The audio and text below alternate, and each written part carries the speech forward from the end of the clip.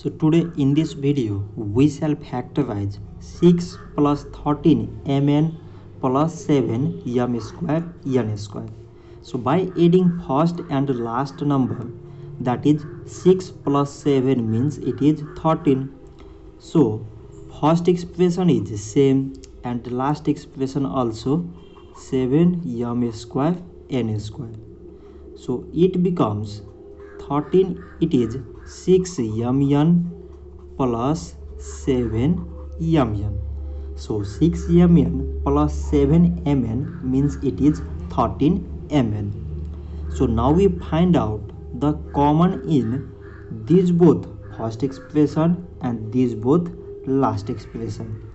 So in the first, the common here is 6 and remaining in the first 6 times 1 means 6 plus 6 already came means it is n. And like as the common in these both last expression is first plus then 7 and n. So remaining in the first is 7 mn already came, so it is 1 plus n.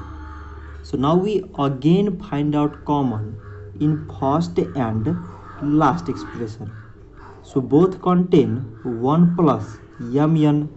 So 1 plus mn are the common and remaining in the first is 6, in the last plus 7 mn.